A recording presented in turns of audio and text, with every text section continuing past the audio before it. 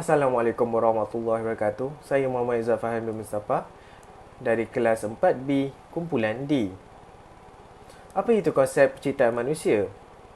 Manusia didefinisikan menurut kepada Kamus Dewan adalah makhluk yang mempunyai akal budi, insan, orang adapun jenis yang tinggi sekali antara segala haiwan. Charles Darwin pula menyatakan bahawa manusia adalah jenis ataupun spesies kehidupan yang tiada bezanya asal usulnya daripada haiwan. Manusia adalah makhluk yang mempunyai perasaan ingin tahu dan dua soalan ini telah terlintas di fikiran mereka, iaitu bagaimana sebenarnya penciptaan manusia atau adakah teori-teori yang telah dikemukakan oleh para falsafah yang dahulu benar. Surah Az-Zariyat ayat ke-56, "Wa ma khalaqatul jinnati wal insa illa liya'budun." Dan tidaklah aku menciptakan jin dan manusia melainkan supaya mereka menyembahku. Ini telah membuktikan bahawa salah satu tujuan manusia ini diciptakan adalah untuk menyembah Allah Subhanahu Wa Taala. Kajian ini akan memfokuskan kepada tiga kategori, iaitu sains, agama Islam dan juga teori evolusi Darwin. Teori evolusi Darwin menyatakan bahawa semua kehidupan adalah berkaitan dan mempunyai asal usul yang sama. Ini bermakna dia berpendapat bahawa haiwan dan juga manusia mempunyai asal usul yang sama, tiada beza. Sains pula menyatakan bahawa sesuatu yang boleh dilihat, disentuh dan boleh mendapat jawapannya daripada kajian. Sekiranya tiada perkara tersebut, ia akan dikira sebagai tidak wujud. Bagaimana pula untuk agama Islam?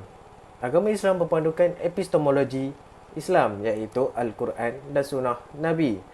Terjemahan surah Taha ayat ke-55. Dari bumilah kami ciptakan kamu dan ke dalamnya kami akan membalikan kamu dan daripadanya pula kami akan mengeluarkan kamu sekali lagi. Assalamualaikum warahmatullahi wabarakatuh. Nama saya Ahmad Razlan Alif dan pada hari ini saya akan memberi penerangan mengenai teori penciptaan manusia menurut Darwin dan sains.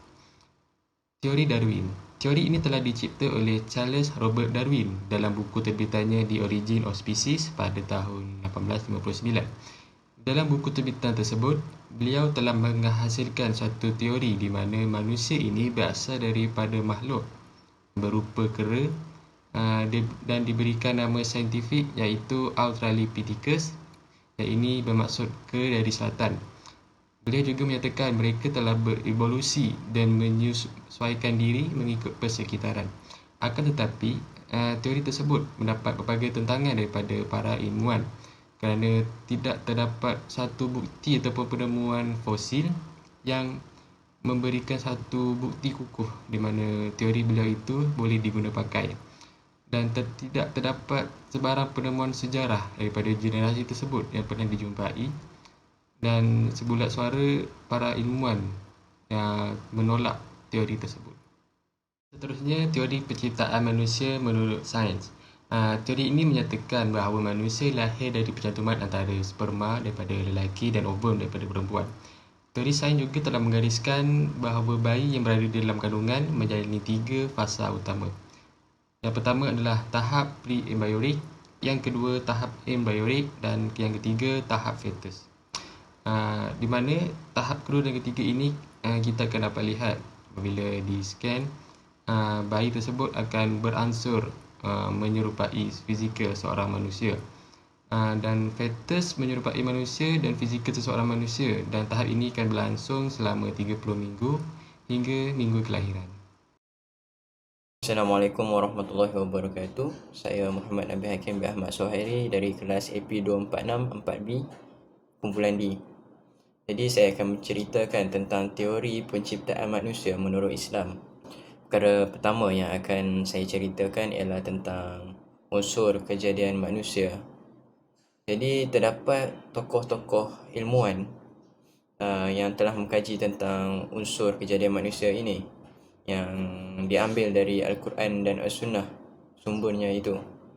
Kemudian hasil daripada kajian tersebut mendapati bahawa terdapat 2 unsur, iaitu unsur rohani dan unsur jasmani, di mana unsur rohani tersebut adalah unsur roh dalam diri manusia atau seorang insan tersebut, dan unsur jasmani pula adalah unsur kejadian manusia yang terdiri daripada tanah dan air.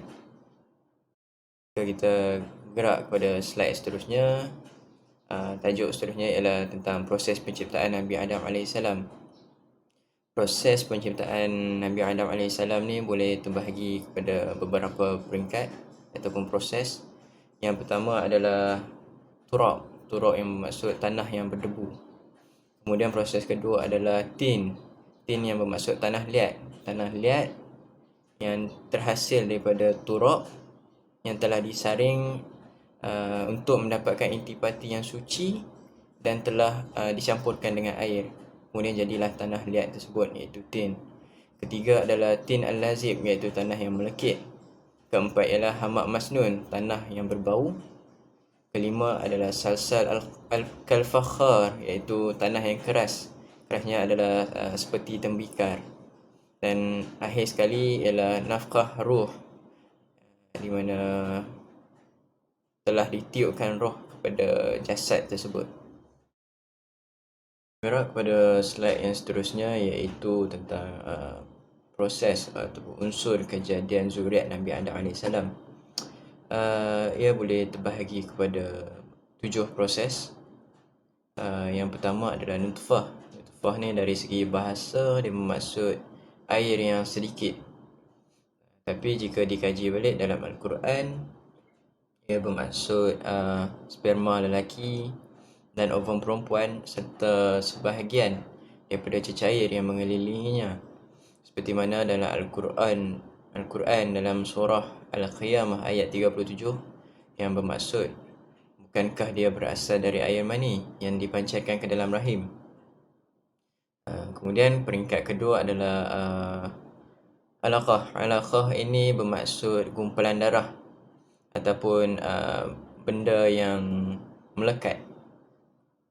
Pada peringkat pembentukan alaqah ini, ia terjadi pada hari yang ke-7, di mana pembentukan ini di mana benih yang telah disenyawakan akan tertanam di dinding rahim. Seperti mana juga firman Allah dalam surah Al-Mu'minun ayat 14 yang bermaksud, kemudian kami telah mengubah nutfah itu menjadi alaqah. Peringkat yang ketiga adalah mudghah, yang bermaksud daging, seperti daging yang dikunyah. Pembentukan mudghah ini dikatakan berlaku pada minggu keempat, di mana di peringkat ini sudah berlaku pembentukan otak, saraf tunjang, telinga dan anggota yang lain. Peringkat keempat pula adalah izam dan lahm, di mana pada peringkat ini minggu yang terjadi pada minggu ke-5, ke-6 dan ke-7, pembentukan tulang telah terhasil. Kemudian lepas pembentukan tulang terhasil, otot-otot pula terhasil dan membaluti tulang belulang itu.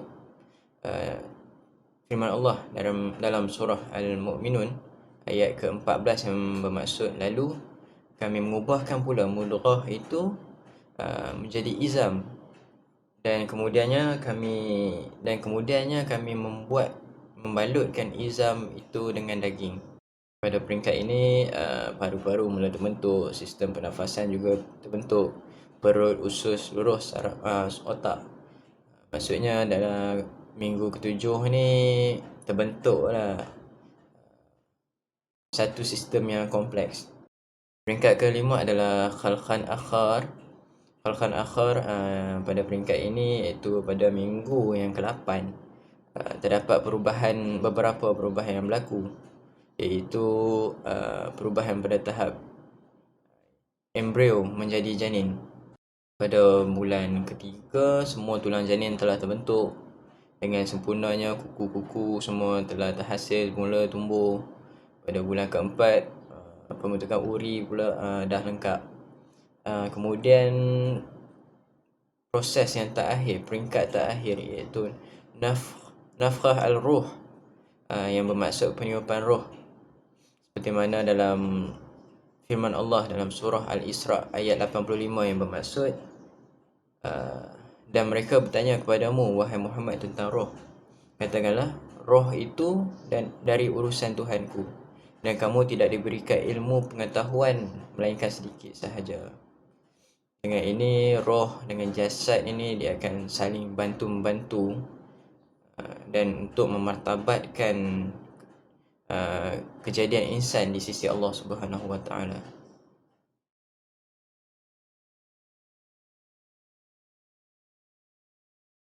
Perbandingan antara teori Darwin dengan yang lain.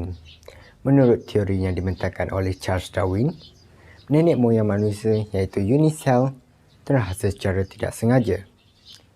Beliau berpandangan bahawa Tuhan tidaklah menciptakan setiap makhluknya secara terasing mahupun terpisah.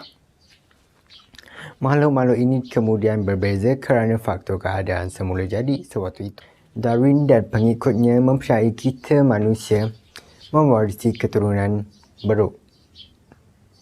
Ras lain yang terbentuk daripada rangka dan bentuk anatomi seekor beruk seperti monyet, gorila dan chimpanzee hampir menyerupai rangka manusia. Dengan itu, teori evolusi manusia yang dinyatakan oleh Darwin diperkukuhkan oleh pengikutnya. Perkara ini jauh sama sekali berbeza dari sudut sains yang memperhatikan hasil kajian serta bukti-bukti kukuh, dan dari sudut kepercayaan agama Islam di mana manusia bukanlah makhluk seperti haiwan yang dinyatakan oleh Darwin. Ini membawa kita kepada penemuan rangka-rangka sebelum terjadinya Homo sapiens. Di dalam buku An Introduction to Biological Evolution, Kenneth V. Carden 2005 ada menyenaraikan beberapa fakta yang menyokong teori tersebut seperti rekod fosil, perbandingan antara anatomi rangka manusia dan beruk dengan fosil yang ditemui, dan juga yang lain-lain. Namun, berlainan pula pendapat dari perspektif sains. Saintis-saintis sedunia mempercayai bahawa proses kejadian manusia hanya berlaku secara biologi dan bukan sekadar teori evolusi. Ada setengah pandangan menyokong teori Darwin dan ada juga yang membantah dengan menyatakan di manakah fosil-fosil spesies pertengahan, iaitu suatu perubahan berlaku secara perlahan atau dikenali transition form. Kesemua fosil yang ada tidak memperlihatkan keadaan manusia separuh binatang, bahkan tiada bukti evolusi berterusan yang memperkuatkan setiap makhluk saling berkait. Terima kasih Iqmal atas pendapat kamu tentang perbezaan dalam proses kejadian manusia menurut pandangan sains. Di sini saya juga ingin menambah beberapa isi mengenai perbezaan kejadian manusia menurut sains, iaitu manusia terhasil daripada persetubuhan di antara lelaki dan perempuan.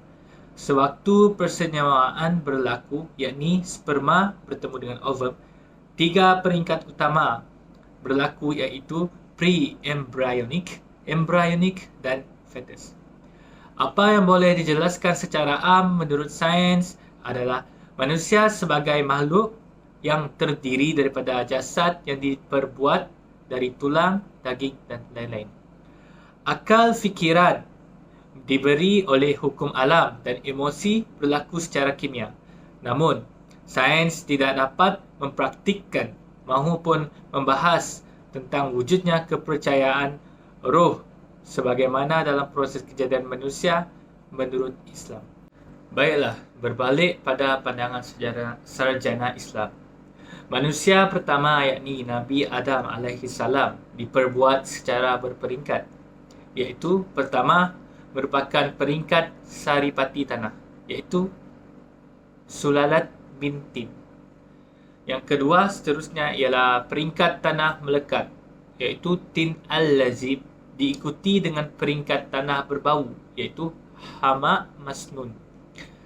Peringkat yang ketiga ialah peringkat tanah keras atau dikenali sebagai Salsal kal Fakhar, dan diakhiri dengan tiupan roh ke dalam jasad.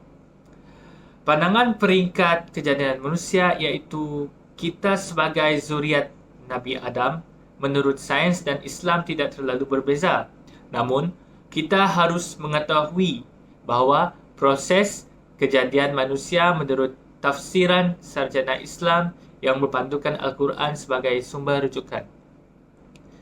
Bahawa manusia dijadikan secara 6 peringkat yang disebut di dalam Al-Quran, iaitu proses nutfah, alaqah, mudghah, izam dan lahim, nash'ah, khalqan akhar, dan proses ke-6 atau lebih dikenali sebagai peringkat peniupan roh yang berlaku selepas 40 hari dan selepas terbentuknya organ-organ tubuh. Perbandingan teori yang menyatakan manusia sama dengan haiwan adalah tidak benar sama sekali. Manusia merupakan makhluk yang kejadian penciptaan lebih sempurna berbanding makhluk yang lain. Manusia terdiri daripada jasmani, roh dan akal fikiran yang dikurniakan oleh Allah Subhanahu Wa Taala. Akhir sekali, berdasarkan penelitian yang telah dibuat dan terdapat perkara-perkara yang boleh kita simpulkan dalam tajuk ini. Yang pertama ialah tentang Al-Quran adalah kitab suci bagi seorang Muslim yang dijadikan sebagai sumber ilmu, telah menunjukkan tentang bagaimana hakikat kemanusiaan, bagaimana manusia telah tercipta, mulai dari asal usul penciptaan manusia itu sendiri dan potensi yang telah diberikan oleh Allah Subhanahu Wa Taala kepada seseorang manusia, dan tugas serta tujuan dari penciptaan itu sendiri. Kesimpulan yang kedua yang boleh kita jadikan adalah manusia dalam perspektif sains yang telah dilakukan kajian olehnya oleh para saintis, di mana kajian tersebut telah memperkuatkan lagi dan membuktikan kesesuaian dan kesahihan antara konsep Al-Quran dan konsep ilmu pengetahuan. Yang ketiga adalah konsep manusia dalam perspektif barat, seperti teori Darwin, meniadakan unsur sang pencipta dalam penciptaan, dalam proses keberadaan manusia itu sendiri. Malahan teori ini telah mengatakan bahawa manusia ini adalah evolusi daripada haiwan, daripada monyet kera.